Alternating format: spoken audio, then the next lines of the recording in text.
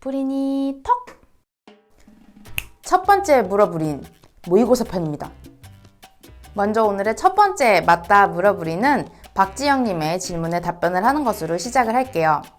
지영님 지금 3개월이 채 남지 않은 시점에서 모의고사 점수가 너무 안 나와가지고 걱정이 많으신 것 같아요.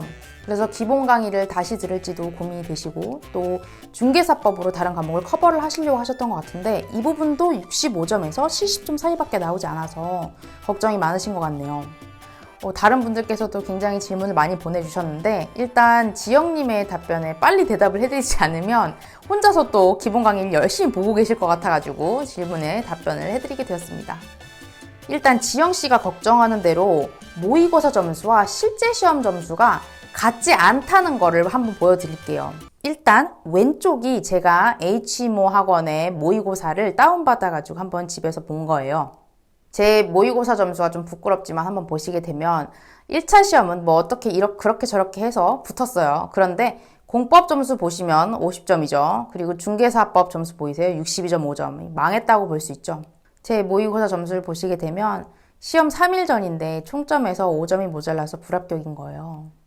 보통 시험 한 달 전인데도 이렇게 점수를 받고 불합격이 나면 상심이 크잖아요. 그런데 저는 그 점수를 받고도 시험 3일 전에 오답 정리를 또 앉아서 다 했습니다.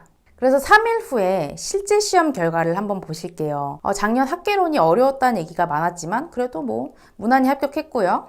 그래서 제 시험만 보시더라도 시험 바로 3일 전에 친 모의고사에서는 5점 차이로 불합격이었잖아요. 근데 실제 시험은 어때요? 총점에서 20점 더 여유 있게 합격했죠. 그러면 제가 이런 얘기를 왜 하느냐? 실제 시험 점수와 모의고사 점수가 절대 같은 게 아니라는 걸 말씀드리려고 하는 거예요. 전 지금 시험 3일 전에 쳤는데도 점수가 다르게 나오잖아요. 그러면 모의고사를 3개월 전, 2개월 전에 치신 분들은 당연히 실제 시험 점수와 다르게 나오죠. 그리고 기본 강의 다시 보시는 거 여쭤보셨는데 기본 강의 다시 보시는 거 절대 안 돼요. 일단 주어진 시간 내에서 빨리 합격을 하기 위해서는 시간을 효율적으로 써야 되죠. 그런데 지금까지 봤던 강의들을 다시 다 듣는다고 생각을 해보세요. 그럼 그 중에는 자기가 잘 아는 부분도 있을 거고 그리고 지금까지는 잘 못 외웠던 부분도 섞여 있을 텐데 그것들을 전부 다 다시 보시는 것보다는 차라리 그 중에서 자기가 잘 못하는 부분만 다시 보시는 게 효율적이겠죠. 자, 그러면 이제 모의고사를 어떻게 활용을 해야 되는지에 대해서 알려드릴게요. 그럼 우리가 모의고사를 보는 목적이 뭐죠? 첫 번째, 시간 안배, 그리고 두 번째가 취약점을 발견하기 위한 거죠. 먼저 시간 안배, 이건 지금부터 하시면 돼요. 걱정하실 필요가 하나도 없고 두 번째, 틀린 문제를 보고 취약점을 확인하셔야죠. 그런데 많은 분들이 답지 확인만 하시고 오답 정리를 다 했다고 생각을 하세요. 그런데 제대로 된 오답 정리라는 거는 틀린 부분에 답지만 보는 게 아니라 기본서로 다시 돌아가서 해당 부분을 모두 다 자기 것으로 정리하는 거예요.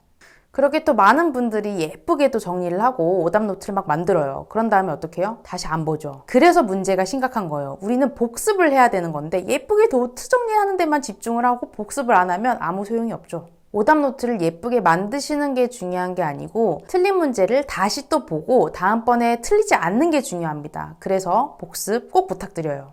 그리고 중개사법 점수가 65점에서 70점밖에 나오지 않는다고 걱정을 하셨어요. 그러면 제 경우는 어땠는지 한번 보여드릴게요.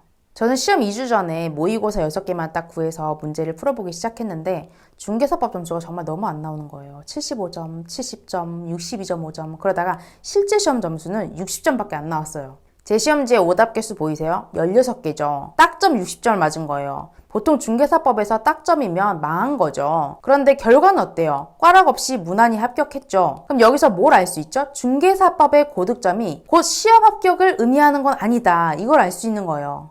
주변에서 그런 얘기 많이 들으실 거예요. 중개사 시험을 못 보면 시험에서 떨어진대. 이 시점에 모의고사 못 보면 떨어진대.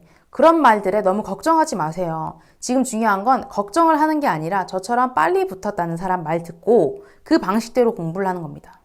다음 시간에도 맞다 물어부린에서는 여러분의 시험 스트레스에서 오는 두통, 복통을 명쾌하게 해결해 드리겠습니다. 더 궁금하신 점들을 댓글로 남겨주세요. 좋아요와 구독으로 다음 영상의 답변을 바로 받아보실 수 있습니다.